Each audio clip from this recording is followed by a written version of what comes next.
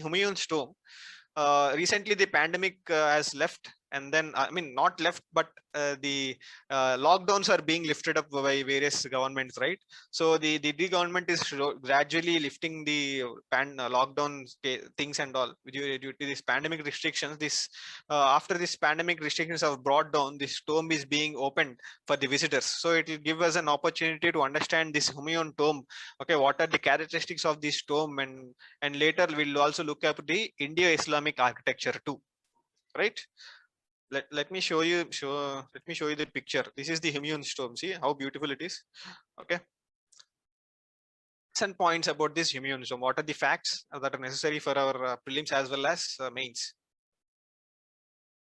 First thing is, okay, Humayun has died in the year 1556. Okay, let us not venture into that remembering these years and all, but however his widow, his wife, okay, it's also named as Himada Banu Begum, has started this construction of this tomb. Okay, and then after 14 years, okay, after his death, this has been recommenced. And then it during the Akbar time, during his childhood itself, this tomb has been constructed completely. Okay, this tomb. Okay, it is a first distinct example. What is the significance of this tomb? It is a first distinct example of proper Mughal architecture inspired by the Persian architecture, right? That means Mughal architecture is inspired from the Persian architecture. That is what the fact that we are learning, and it is a distinct example. That means whatever the whatever the construction activity that has taken place afterwards were actually very closely resembling to the Humayun's tomb. Okay, that point is also mentioned here. Well, come to there. That is why it is known as a distinct example. It is a starting point of the magnificent Mughal architecture that has taken place in the future. Okay, that is why this Humayun tomb is very important. Okay, at that time it is said that it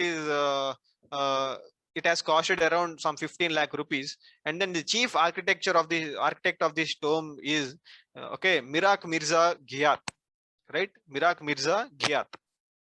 And then understand certain characteristics also. There is a square garden at the center of this tomb. Okay, since if this is a tomb area, there is a square section that is provided, and this is called as Charbagh style. Okay, and this is the pathway, and these 4 areas will be filled with water. Okay, this is a Charbagh style that was introduced through this uh, construction of this tomb, right? And then this is how the water panel looks. See the, and then there is a pathway here, right? And some more areas, this is constructed using a sandstone material. Okay, it is a double-storied building, and it has a high square terrace and arches on each side, which will act as an entrance, right? Let us see that one too. See, it has an arches, and each side as an entrance. It is going to have arches, all right? And then it is constructed using sandstone. Okay, it is having a garden style. All these are descriptions. That is what you need to write in your mains answer also. At the same time, these sentences can be framed as questions in our prelims. That is why each and every point is very important for us to take note.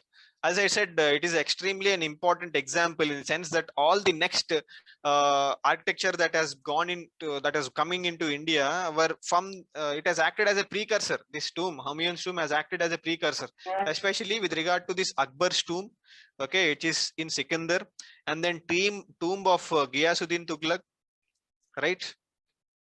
And then Sikandar Lodi Gardens, and then Taj Mahal itself, right?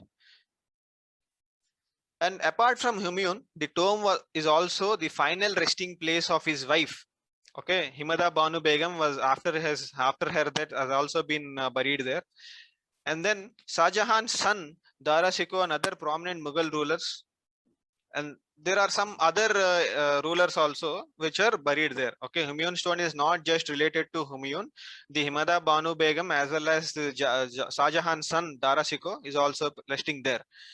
And then this Bahadur Shah during the 1857 revolt has taken refuge in this tomb. That means he has went into this tomb and hid himself there during 1857 revolt. Okay, and then in 1993 this tomb has received the World Heritage Site status by UNESCO. Okay, these are certain facts with regard to Humayun's tomb. But let us move on other area where we can understand the Indo-Islamic architecture. So India-Islamic architecture has begun in the 12th century ED, and then it has several variations, local variations and provincial variations. But we can understand there are certain common uh, architectural features that were seen with the advent of this India-Islamic architecture. So let us see those all features in individually, okay, in detail. First thing is it has introduced the arcuate style, in the sense that there were arches and domes that were constructed. See, in the temple architecture, you'll be seeing vimanas, okay, right? And then we'll be seeing something called as shikaras and all. They are not having any kind of curvilinear or dome structure. They'll be having some linear path, and then they'll be entering into some kind of dome. There is a small dome like curvilinear path will be present here, but completely semicircle feature is completely missing in our temple architecture. But this was brought in by Indo-Islamic architecture, right? And then existence of minars. Okay, Qutub Minar is one of the example, but minars, we can understand that whenever there is a building here, at the corners they'll be having this minars placed at the corners. This is also the feature of the minars. And then there is a Qutub Minar that is completely there is a big pillar. Okay, it was constructed, it is seen in Delhi, okay, and that is constructed during I think Qutbuddin Aibak, right?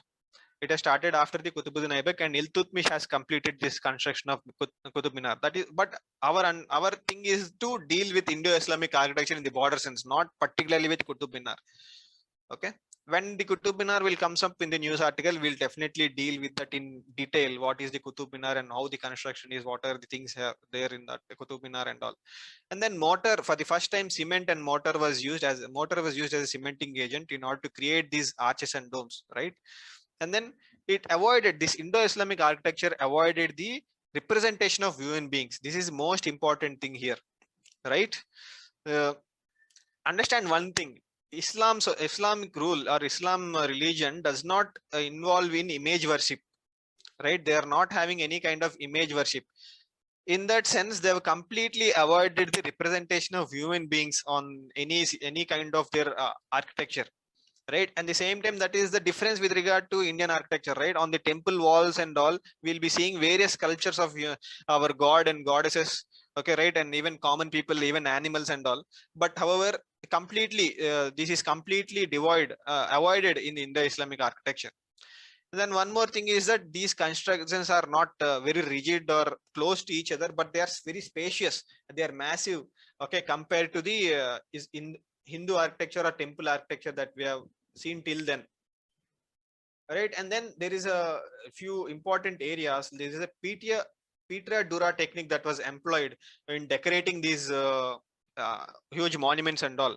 And how is this? Is that there are small stones carved out of different of different color stones, and there is a big block here, and this big block, these grooves will be created, okay, of the same dimension, okay, and these smaller stones will be placed here in order to create that beautiful design.